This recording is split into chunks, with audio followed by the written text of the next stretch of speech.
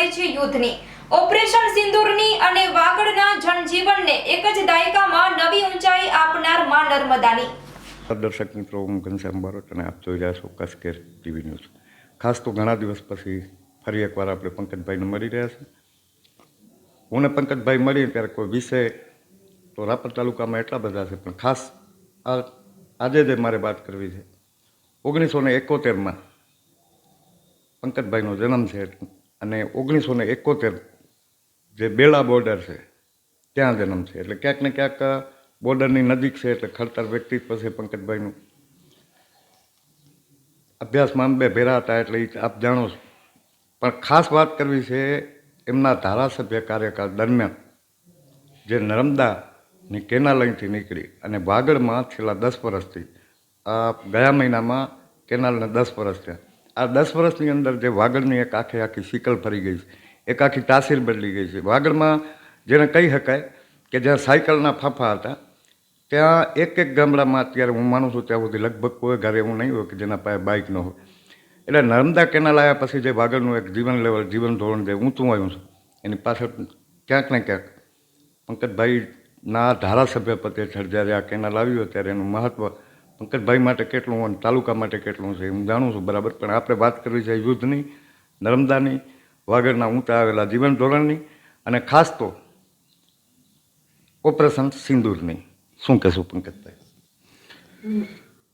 ત્રણેય વિષય ખૂબ અગત્યના અને મહત્ત્વના છે. તમે વિષય છેડીને મને મારું બાળપણ, મારી જન્મભૂમિ યાદ અપાવી દીધી. 1965 અને 1971 આ 2 વખત પાકિસ્તાન સાથે તે વખતે યુદ્ધ થયેલું અને બેલા એ પાકિસ્તાનની બોર્ડરનું સૌથી છેલ્લું ગામ છે. એટલે 1971માં મારો જન્મ થયેલો, એટલે આ યુદ્ધની વાતો વડીલો પાસેથી સાંભળી છે. અને નાનપણથી બેલાથી 3 કિલોમીટર રાઘુસર કેમ્પ ઉપર BSFનું વરુડી માતાજીના મંદિરની બાજુમાં કેમ્પ આવેલો.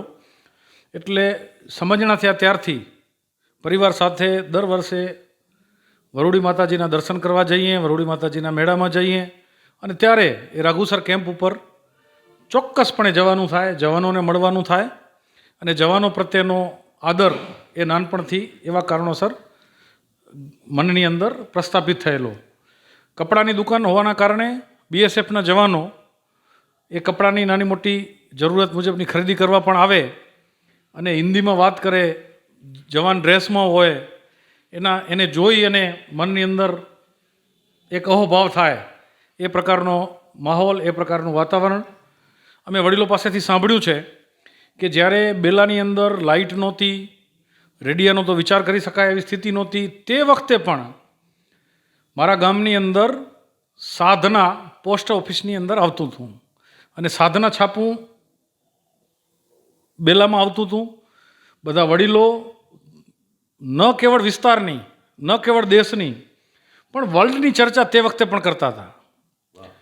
રાઘુસર જે કેમ્પ છે ત્યાં એકમાત્ર રેડિયો હોય.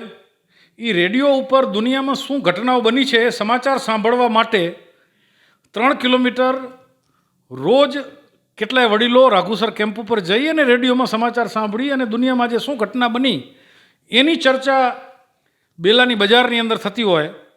મુંબઈની માર્કેટની અંદર સોનાના, ચાંદીના શું ભાવ આજે રહ્યા, એરંડાના વાયદાના શું ભાવ રહ્યા, એ કોમોડિટીના બધા શું ભાવ રહ્યા, એ 6:25 સાંજે સમાચાર આવતા. એ સમાચાર સાંભળવા પણ કેટલાક વડીલો છેક 3 કિલોમીટર સુધી જતા. આ બેલાની બૌદ્ધિકતા હતી કે વર્લ્ડ સાથે જોડાયેલા રહેવું. મને બરાબર ખ્યાલ છે કે આઝાદી પછીના કાળમાં, શરૂઆતના કાળમાં મેં વડીલો પાસેથી સાંભળેલી વાત છે. મારા દાદા, એમના મિત્રો ખીમજી ફૂલચંદ ઠક્કર, નિમજી જીવરાજ, મગનલાલ, રાયચંદ ઇન્દરજી, રતિલાલભાઈ, આ બધા સાથે હું પોતે બેઠો છું, દોલુભા. અને એમની પાસેથી જે સાંભળેલી વાતો છે એવી છે કે આઝાદી પછીના તરતના કાળની અંદર અહીંયા સરહદો સૂની હતી, કોઈ કેમ્પની અંદર ઉપસ્થિત નહોતું.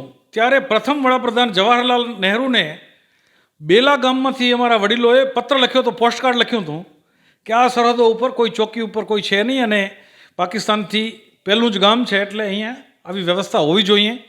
અને એના 4-6 મહિનાની અંદર બીએસએફના કેમ્પ અહીંયા લાગ્યા હતા. બીએસએફની બટાલિયનો અહીંયા આવી હતી અને બીએસએફની બટાલિયન તે વખતે સાધનો ટાંચા, લાઇટ નહીં, પાણીની સગવડ નહીં, પણ બેલા ગામની અંદર સદનસીબે પાણીના સોર્સ ખૂબ સારો હતો. એટલે ટેન્કર બીએસએફના પાણી ભરવા માટે પણ બેલા આવતા. અને બેલા ગામમાંથી પાણી યોજના વર્ષોની જમાનાની અંદર બેલામાં પાણી યોજના હતી અને આજુબાજુના ગામમાંથી પણ પાણી લોકો ભરી જતા. એટલે આ દ્રશ્ય અમે નજરે જોયું છે. યુદ્ધની અંદર તે વખતે પણ 65 હોય કે 71 હોય, કોઈને કોઈ ડર નહોતો.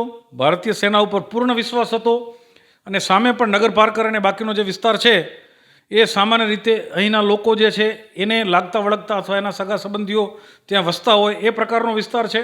આપણે નીલવો ડુંગર જે છે એ આપણે ઊંચાણમાં આવ્યા છીએ, સામે દુશ્મન છે એ નીચાણમાં છે.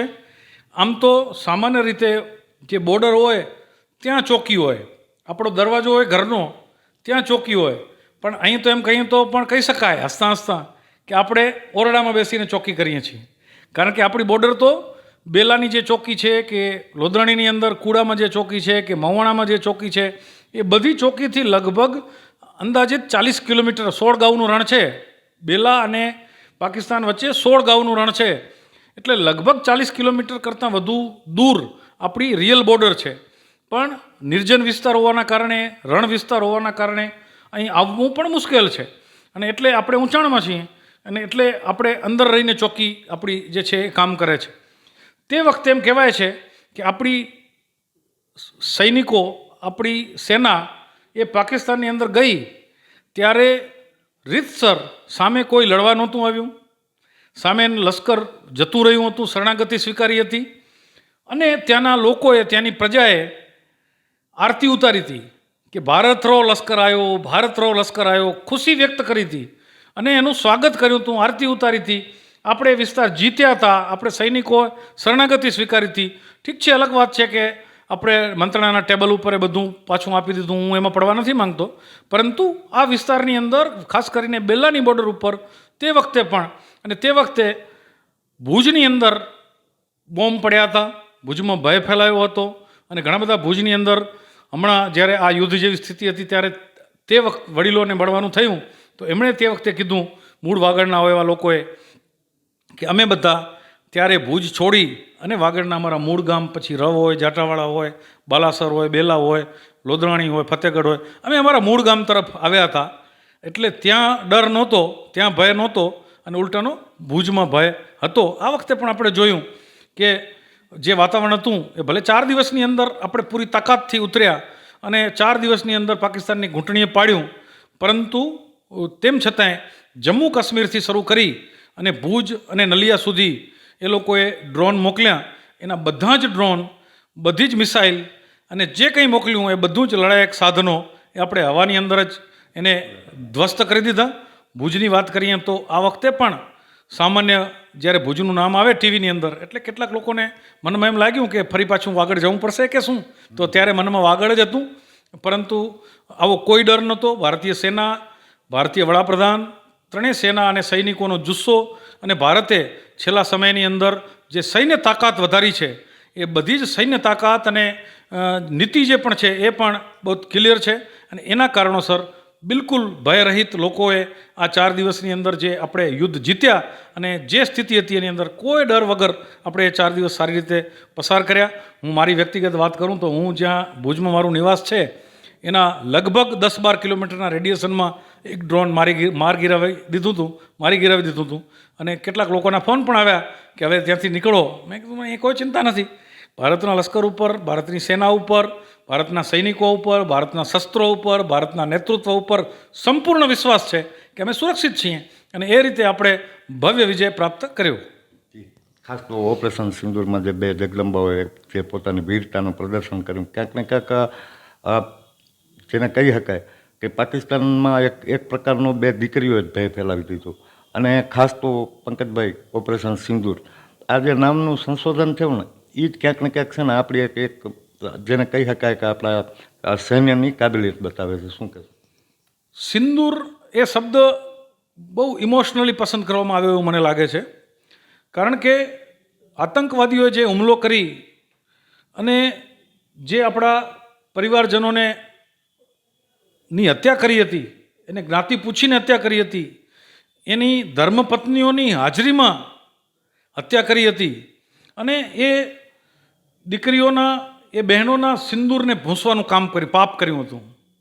અને એ પીડા એ મન આદરણીય પ્રધાનમંત્રીના મનમાં તો હતી જ, પરંતુ સૈન્યના જવાનોના મનમાં પણ હતી. દેશના પ્રત્યેક નાગરિકના મનની અંદર એ દાજ હતી, અને એ દાજમાંથી એ નીકળેલો શબ્દ મારી દ્રષ્ટિએ હોઈ શકે કે સિંદૂર.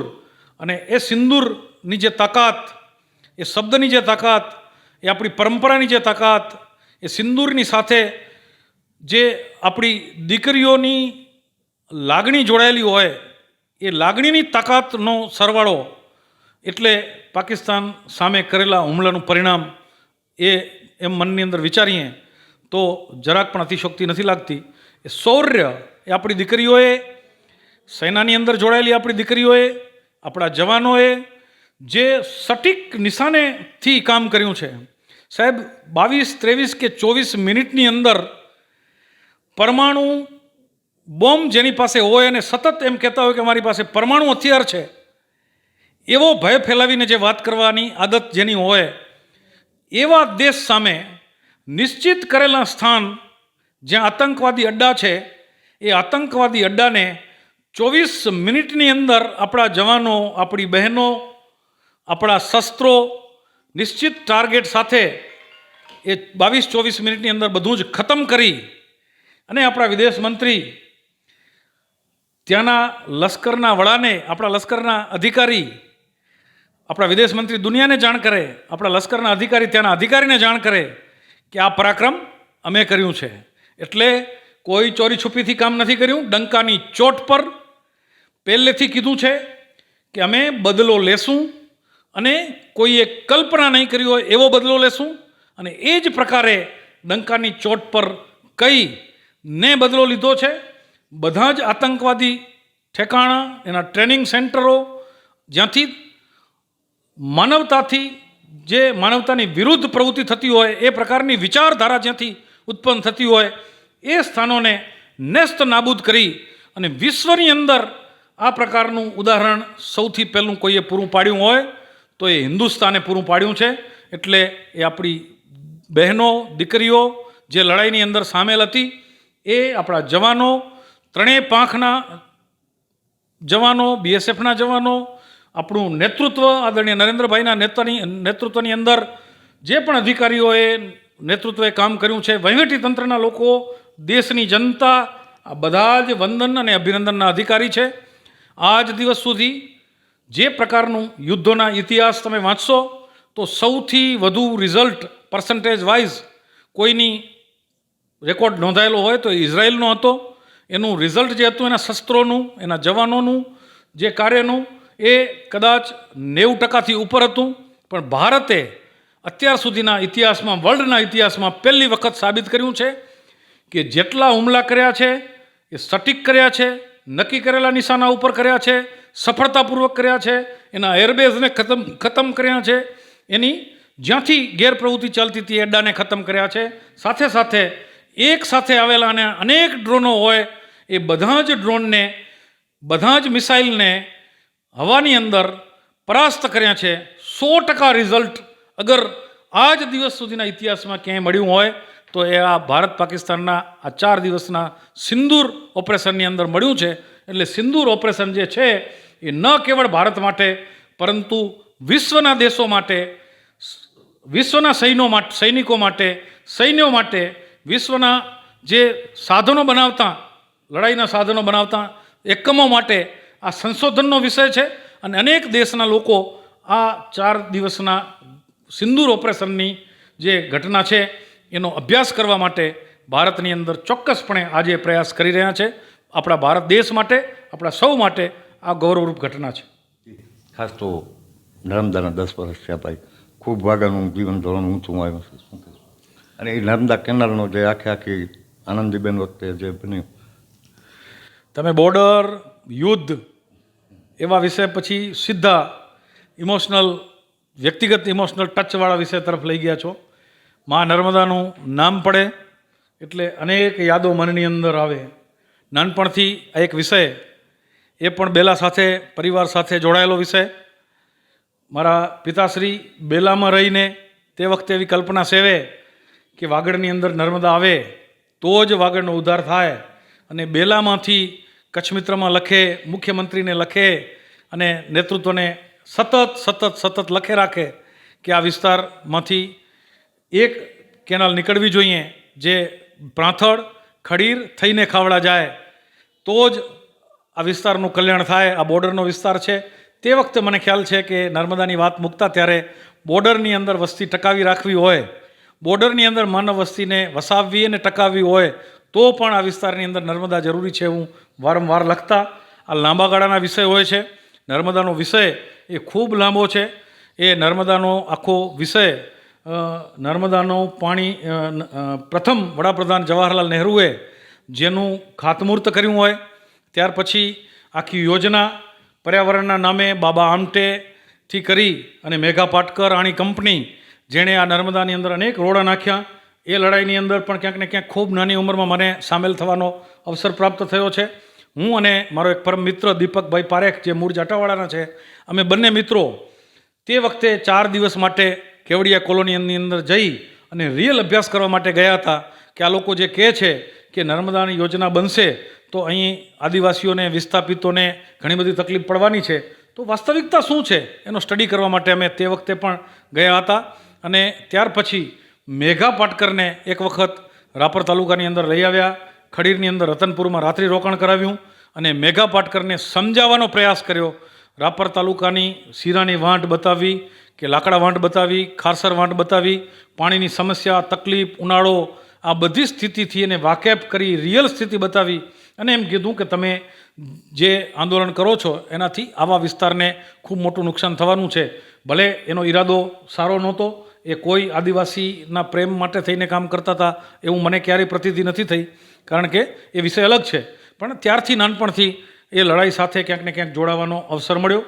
ત્યાર પછીની લડાઈ કચ્છ જળસંકટ નિવારણ સમિતિએ કચ્છને પાણી વધુ મળે, સીધા ઢોળાવથી મળે, એની લડાઈ હતી. પરંતુ કચ્છ જળસંકટ નિવારણ સમિતિ અને કેટલાક લોકોએ આ નર્મદા યોજનાનું જે 57,000 હેક્ટર પાણી મંજૂર થયું હતું એ પાણીની વિતરણ માટે ક્યાંક એના મનની અંદર બીજો ભાવ હતો. પાણીનો જથ્થો વધે એના માટેનો એનો ઈમાનદારીથી સારો પ્રયાસ હતો અને એમનો એક પ્રયાસ એવો હતો કે સીધા ઢોળાવથી પાણી મળે. એટલે એ લોકો હાઈકોર્ટની અંદર ગયા. હાઈકોર્ટમાંથી આ નર્મદાનું કામ આદરણીય નરેન્દ્ર મોદી સાહેબે જે શરૂ કરાવવાનો પ્રયાસ કર્યો વાગડમાંથી, આપણે ત્યાં મને ફતેહગઢની આજુબાજુની અંદર કામ શરૂ પણ થઈ ગયું હતું અને એના ઉપર સ્ટે લેવા માટે ગયા હતા. કોર્ટમાં એમણે અરજી પણ કરી દીધી અને ત્યારે રાપરમાંથી, વાગડમાંથી હું, સ્વર્ગસ્થ વાઘજીભાઈ અને સ્વર્ગસ્થ ગોવિંદભાઈ ચૌધરી જે ફતેહગઢના ત્યારે સરપંચ હતા, અમે 3 લોકો તરત હાઈકોર્ટ પાસે ગયા. અમે પણ એપ્લિકેશન કરી કે અમે લાભાર્થી છીએ અને અમને સાંભળો. કોર્ટે અમારી વાત સાંભળી. અમે 2 વિષયની અંદર એમણે જે એપ્લિકેશન કરી હતી એના 2 ભાગમાં અમે હતા. એક ભાગમાં અમે સમર્થનમાં હતા કે પાણીનો જથ્થો કચ્છ માટે વધે, એમાં અમે જળસંકટ નિવારણ સમિતિની સાથે છીએ. પણ જે પદ્ધતિની વાત છે એ અમે એમ કહીએ છીએ કે એ લોકો કે એ અમનો વિષય નથી, ટેકનિકલ લોકો જે કહે એ પદ્ધતિ માન્ય હોવી જોઈએ અને પદ્ધતિના વિવાદના કારણે ડિલે ન થાય એ અમારો પ્રયાસ હતો. કોર્ટે અમારી વાત માની, એમની કોર્ટમાંથી અરજી કાઢી નાખી અને એ કામ જે શરૂ આદરણીય નરેન્દ્રભાઈએ કરાવ્યું હતું એ કામ વધુ આગળ વધ્યું. ત્યાર પછી પણ ઘણા બધા પર્યાવરણના વિષય હતા. માની લો કે ફતેહગઢની આજુબાજુમાં, મઢુતરાથી ફતેહગઢની બાજુમાં સાયફનના વિષય હતા. એવી જ રીતે આપણું જેસડાથી કરીને ચોબારી સુધીનો વિષય હતો કે જ્યાં પર્યાવરણીય મંજૂરી કેન્દ્રમાંથી નહોતી મળતી. પરંતુ મારે એક વાત ચોક્કસ નોંધવી જોઈએ, એ મંજૂરીઓ બાકી હતી તેમ છતાંય જ્યાં જ્યાં કામ કરી શકાય એમ હતું ત્યાં ત્યાં એ કામના ટેન્ડર બહાર પાડી અને આદરણીય નરેન્દ્રભાઈએ કચ્છને નર્મદાનું કામ શરૂ થાય, કામ આગળ વધે અને ત્યાર પછી પેન્ડિંગ રહેશે એટલા વિષય પૂરતું આપણે પ્રયાસ કરશું એવા ભાવ સાથે કામ શરૂ કરી દીધું હતું. અને આપણે બધા જાણીએ છીએ તેમ આદરણીય નરેન્દ્રભાઈ મોદી સાહેબના શુભ હસ્તે રાપરની અંદર જેસડા પાસે એનું ખાતમુહૂર્ત પણ થયું હતું અને ત્યાર પછી એ વડાપ્રધાન બન્યા. વડાપ્રધાન બન્યા પછી પહેલું કામ જે આપણને પર્યાવરણની અડચણ હતી એ પછી મઢુતરાનાથી કરીને ફતેહગઢ સુધીના સાયફનના વચ્ચેના વિષય હોય કે આપણા ત્યાં જે ખચ્ચર જંગલી ગધેડા છે એના કારણેનું કેટલાક વિષયો ચાલતા હતા. એ જ રીતે જેસડાથી કરીને ચોબારી સુધીના વિષય હતા. એ બધી જ મંજૂરીઓ એ દિલ્હી ગયા પછી પહેલું કામ એ કર્યું કે આપણી નર્મદાની કચ્છની નહેરની અંદર આવતી તમામ અડચણો જે છે એ દૂર થઈ અને જે આર્થિક રીતે ખૂબ મોટી રકમની જરૂરિયાત હતી એ પણ મંજૂર કરીને કચ્છ માટે ઈમાનદારીપૂર્વક કોઈએ આટલી મોટી રકમનું કામ કર્યું હોય, આટલી બધી અડચણો દૂર કરવાનું કામ કર્યું હોય તો આદરણીય પ્રધાનમંત્રી અને તે વખતના વડાપ્રધાન નરેન્દ્રભાઈના બંને કાર્યકાળની અંદર કચ્છ માટે એ ઉત્તમ કામ થયું છે. કારણ કે એ કચ્છને સારી રીતે સમજે છે, કચ્છને પ્રેમ કરે છે, કચ્છની સમસ્યાને સમજે છે, કચ્છના કિસાનોની સમસ્યાને સમજે છે. અને સદનસીબે ગણો કે જે સ્થિતિ ઊભી થઈ, મારે ધારાસભ્ય તરીકેનું જવાબદારી આ વિસ્તારની જનતાએ મને આપી અને મારું જે સ્વપ્ન હતું, મારા પરિવારનું, મારા વડીલોનું, આ વિસ્તારના આગેવાનોનું જે સ્વપ્ન હતું એ કામ કરવાનો ક્યાંક ને ક્યાંક મને અવસર મળ્યો. હું મારી જીવનની અંદર ક્યારેય આદરણીય નરેન્દ્ર મોદી સાહેબ અને માતૃતુલ્ય અમારા આનંદીબેન પટેલ આ બંનેનો વ્યક્તિગત પ્રેમ, વિસ્તાર પ્રત્યેનો પ્રેમ, જિલ્લા પ્રત્યેનો પ્રેમ, ખેડૂતો પ્રત્યેનો પ્રેમ એ જીવનમાં ક્યારેય ન ભૂલી શકું. મેં નજીકથી જોયો છે, નજીકથી અનુભવ્યું છે. અને આ નહેરને અહીંયા પાણી વહાવવામાં અનેક અડચણો હતી, એની ચર્ચા કરું તો આખી બુક લખી શકાય એટલી અડચણો હતી. એ બધી જ અડચણોને દૂર કરી અને હું ધારાસભ્ય બન્યા પછી તરત જ દુષ્કાળ જેવી સ્થિતિ હતી, ઉનાળો હતો, હું બેલા દર્શન કરવા જઈ રહ્યો હતો અને દેસલપરની ખારી, બાલાસર અને દેસલપરની વચ્ચે રોજ ને નીલગાયને પાણી માટે વલખાં મારતી તળપતી મેં નજરે જોઈ. અને તે જ દિવસે સાંજે અહીંના કેટલાક યુવાનોએ, આગેવાનોએ વરસાદ વરુણદેવ રૂજે એટલા માટે અહીંયા રાપરના જાગેશ્વર મંદિર ઉપર, શિવ મંદિર ઉપર યજ્ઞ કર્યો હતો અને યજ્ઞમાં મારે જવાનું થયું. છેલ્લે જે બ્રહ્મદેવતાઓએ જે મંત્રોચ્ચાર કર્યો એ મનની અંદરથી એક ભાવ એવો ઉત્પન્ન થયો અને શિવ ભગવાનની સામે ઊભો રહી અને કોઈ પ્લાનિંગ વગર, કોઈ વિચાર વગર અંદરથી થયેલા ભાવ મુજબ મેં પ્રણ લીધું કે જ્યાં સુધી મારા વિસ્તારની અંદર નર્મદા માઈયાના પાણી નહીં પહોંચે ત્યાં સુધી દૂધ અને ઘી હું નહીં લઉં. અને આ પ્રણ લઈ અને સીધો આનંદીબેન પાસે, જેને હું માનું સ્વરૂપ જોઉં છું, એની પાસે ગયો અને કીધું કે હું આવો પ્રણ લઈને આવ્યો છું અને મને ગમે તેમ કરીને નર્મદાનું પાણી વાગડમાં પહોંચાડવું છે. અધિકારીઓ હજી 3 વર્ષનું કહે છે, પણ મને વિશ્વાસ છે કે હું 6 મહિનામાં તમારા આશીર્વાદથી પહોંચાડી શકીશ. મહેન્દ્ર પટેલ, તે વખતના કલેક્ટર, એની પણ મારે આજે ચોક્કસપણે યાદ કરીને નોંધ લેવી જોઈએ. અને એમણે પણ ખૂબ પ્રયાસ કર્યો, ખૂબ સહકાર આપ્યો. મારે ચોક્કસપણે સ્વર્ગસ્થ તારાચંદભાઈ છેડા, તે વખતે આપણા કચ્છના મંત્રીશ્રી હતા, એમનો પણ આજે ઉલ્લેખ કરવો જોઈએ. અનેક લોકોએ, અનેક અધિકારીઓએ, અનેક ડિપાર્ટમેન્ટે, માની લો કે એ વનમંત્રી મંગુભાઈ પટેલ તે વખતના હોય કે ત્યાર પછી એ PGVCLની જેની જવાબદારી હતી એ બધા મંત્રી, બધા જ ડિપાર્ટમેન્ટોએ સંકલન કરી અને એક સંકલ્પ આનંદીબેનના નેતૃત્વમાં કર્યો કે 6 મહિનામાં નર્મદાનું પાણી પહોંચાડવું અને આપણે પાણીને ચોક્કસપણે પહોંચાડી શક્યા. આજે 10 વર્ષની અંદર જે પ્રકારે આખા કચ્છમાં પાણી, હું દાવો નથી કરતો, મારે જસ નથી લેવો, પણ અભ્યાસુઓને હું ચોક્કસપણે કહું છું કે એક સ્ટડી કરે, અભ્યાસ કરે. કદાચ એ આનંદીબેન પટેલના નેતૃત્વની અંદર અમે બધાએ જે પ્રયાસ કર્યા, આ સ્વર્ગસ્થ ધીરુભાઈ શાહ, જેમણે પણ આ વિસ્તારની અંદર પાણીનો જથ્થો વધે એવા પ્રયાસો એ અધ્યક્ષ બન્યા ત્યારે કર્યા હતા.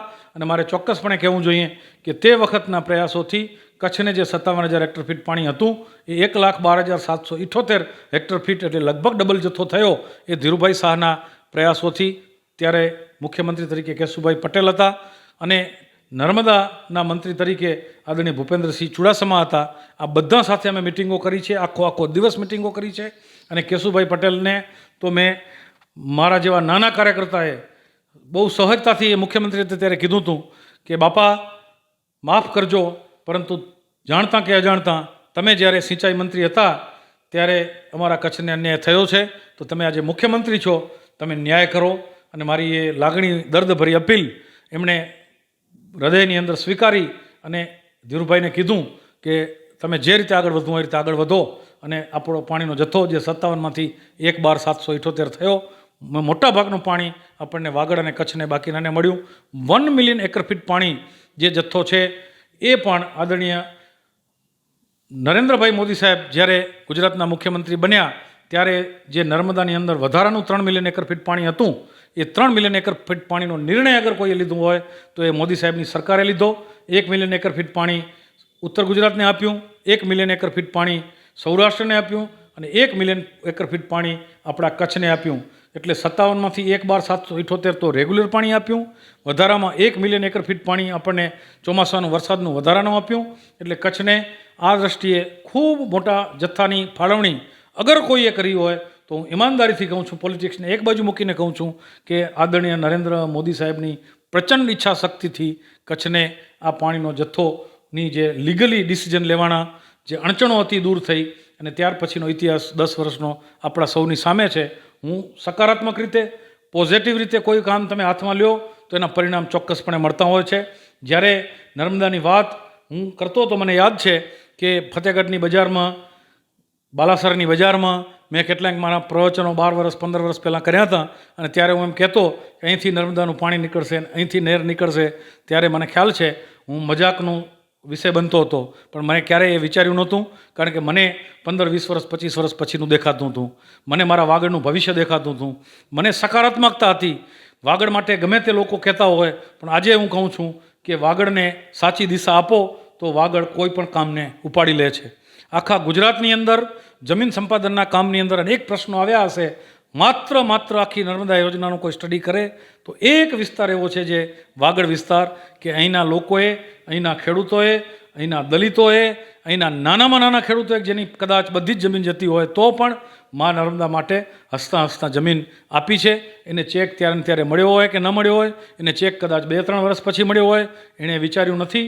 જ્યારે એક ધારાસભ્ય તરીકે હું અનેક ખેડૂતોને ઘરે ગયો છું, એ પરિવારોને એકત્રિત કર્યા છે, એને હાથ જોડ્યા છે, એના પગ પકડ્યા છે અને મારી એ દર્દભરી વાતને ખેડૂતોના હિતની અંદર લોકોએ સ્વીકારી હતી.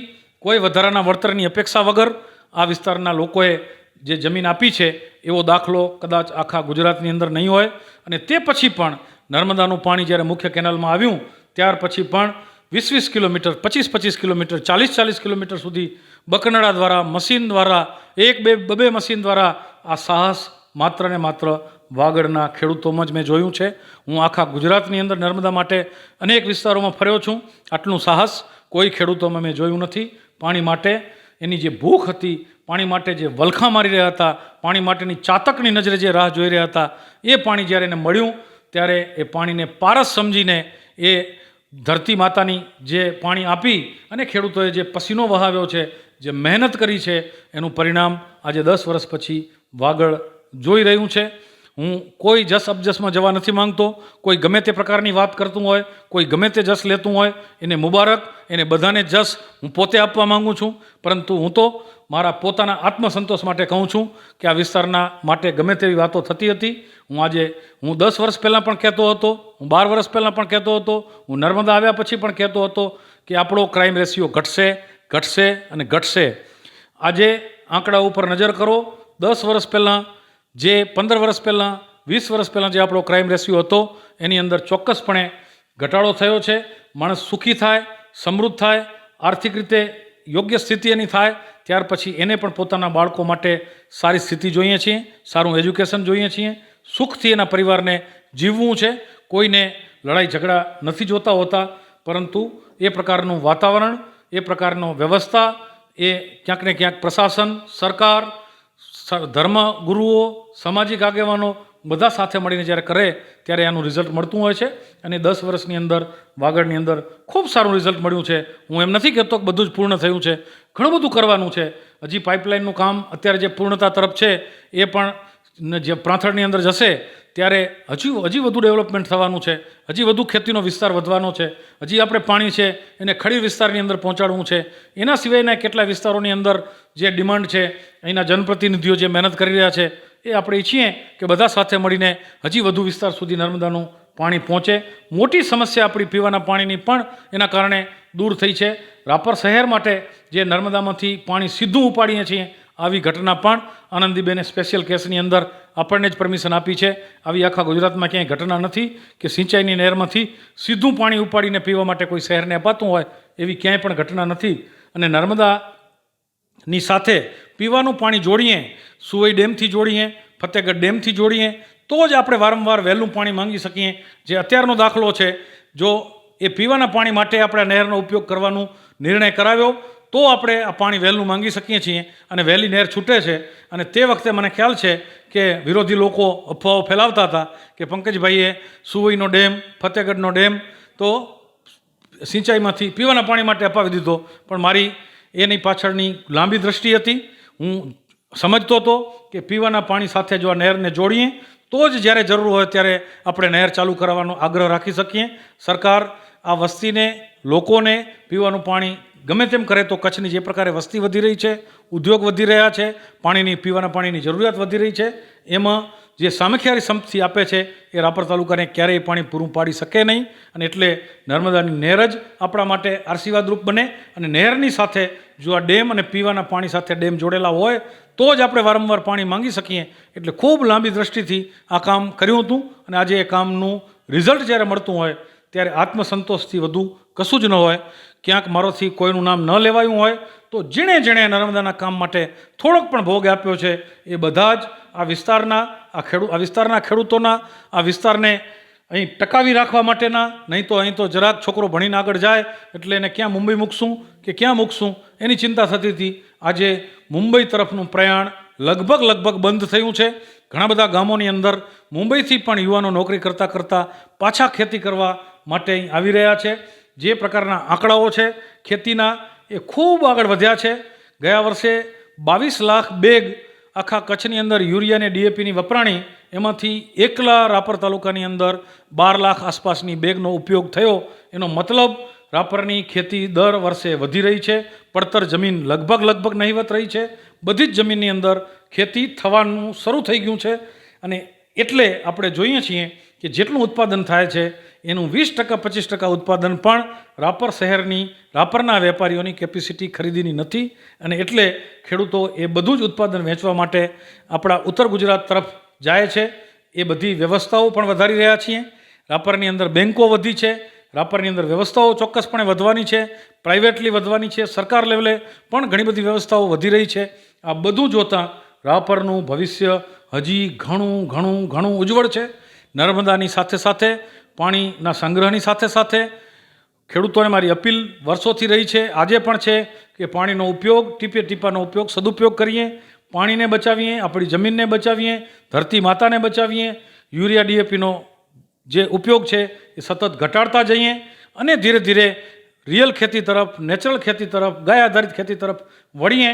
અને આપણી જે જમીન છે એ એક સમયે આજથી 25 વર્ષ પહેલાં 5,000 કે 10,000 રૂપિયા એકર કોઈ નહોતું લેતું. એ જમીન આજે 2 લાખ, 3 લાખ, 4 લાખ, 5 લાખની અંદર પણ કોઈ ખેડૂત વેચવા તૈયાર ન હોય એ સ્વાભાવિક છે. પણ હજી તળિયાના ભાવ છે. ફ્યુચર ખૂબ ઉજ્જવળ છે. સાથે આપણા રણની અંદર આદરણીય પ્રધાનમંત્રીશ્રીએ ખૂબ મોટો પ્રોજેક્ટ, જે હાઇડ્રોજનનો પ્રોજેક્ટ આખા ભારત દેશનો સૌથી પહેલો એ વાગડના પ્રદેશની અંદર, રણની અંદર, મોટા રણની અંદર મંજૂર કર્યો છે. આ બધા સંજોગો જોતાં વાગડનું ભવિષ્ય ખૂબ ઉજ્જવળ છે. મા નર્મદાના અવતરણની વાત તમે યાદ કરાવીને મને ઇમોશનલ કર્યો છે. મને મારું બાળપણથી કરીને અત્યાર સુધીનું ઘણી બધી ઘટનાઓ જે મારી નજર સમક્ષ છે, એક ઘટના કહીને હું મારી વાતને વિરામ આપીશ. આનો કોઈ અંત નથી. મારા પિતાશ્રીનો અંતિમ દિવસ આગલી રાત્રે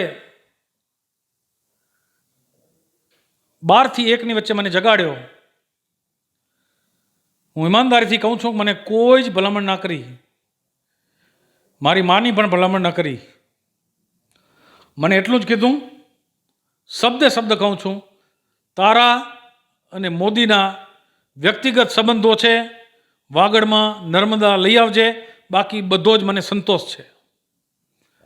આ પિતાશ્રી જે વાગડ માટે છેલ્લા શ્વાસ સુધી નર્મદા કરતા ગયા હોય, એ પિતાશ્રીનું સ્વપ્ન પૂરું કરવાનો અવસર મને આ વાગડની જનતાએ આપ્યો હતો, મને મારી પાર્ટીએ આપ્યો હતો, મને આશીર્વાદ આદરણીય નરેન્દ્રભાઈ આપ્યા હતા, મને ક્યાંક ને ક્યાંક આનંદીબેને અત્યંત સહયોગ આપ્યો હતો, જે હું સમજી શકું છું વહીવટી દ્રષ્ટિએ જે અશક્ય કામ હતું એવું કામ કર્યું હતું. અને એ બેન હમણાં જ્યારે યુપીની ચૂંટણીમાં હું હતો અને એમને રાજભવનમાં મળવા ગયો ત્યારે પણ એમણે વાગડ અને નર્મદા અને વાગડને નર્મદાથી શું ફાયદો થયો એની ડિસ્કસ ઉત્તર પ્રદેશના રાજભવનની અંદર કરી. ત્યારે મને કયા પ્રકારના ભાવ થયા હું ચર્ચા નથી કરી શકતો, પરંતુ આ વાત સમગ્ર વાગડવાસીઓએ આ ઉપકાર ક્યારેય ભૂલવો ન જોઈએ. આદરણીય નરેન્દ્રભાઈનો અને આનંદીબેનના શુભ હસ્તે આપણે એની શરૂઆત કરી હતી અને નરેન્દ્રભાઈના શુભ હસ્તે એનું ખાતમુહૂર્ત કર્યું હતું. હું ચોક્કસપણે કહું કે નર્મદાનું પાણી જે માંડવી મોડકુબા સુધી પહોંચ્યું છે એ વાગડની અંદર જે આવવાનું હતું એના કરતાં 2 થી 3 વર્ષ વહેલું આવ્યું. એ માત્ર વાગડમાં વહેલું નથી આવ્યું, આખા કચ્છમાં પાણી વહેલું આવ્યું છે. આખા કચ્છને એનો બેનિફિટ થયો છે. એટલે એના ઉપર અભ્યાસુ લોકોએ સ્ટડી કરવો જોઈએ. ઘણા બધા લોકોએ એના ઉપર આર્થિક સર્વે પણ કરવો જોઈએ એવું મારું માનવું છે. તો દર્શક મિત્રો, આ હતા પંકજભાઈ મહેતા. ખાસ તો પંકજભાઈએ જે યુદ્ધ વિશેની વાતો કરી, બેલા બોર્ડર એટલે 48 કિલોમીટર સમજી લો ને, 12 ગૌ એટલે 48 કિલોમીટર, 16 ગૌ. એટલે ક્યાંક ને ક્યાંક બોર્ડરની બાજુમાં નર્મદાની એ સમયે અનુપચંદ બાપા કલ્પના કરે, એ પત્રો લખે અને યોગાનુયોગ પંકજભાઈના જ્યારે રાપર તાલુકાના ધારાસભ્ય હોય એ સમયે નર્મદાનું આગમન થાય. એટલે ક્યાંક ને ક્યાંક આમાં શબ્દ ભ્રમ છે. ક્યારેક તમે કલ્પના કરો ને અને એ જ્યારે ભ્રમમાં પહોંચે ને અને તથાસ્તુ થઈ જાય ને ત્યારે આ નર્મદાના અવતરણ થતું હોય છે. Ghanshyam Barot, Kutch gate TV news, Rapar, Kutch.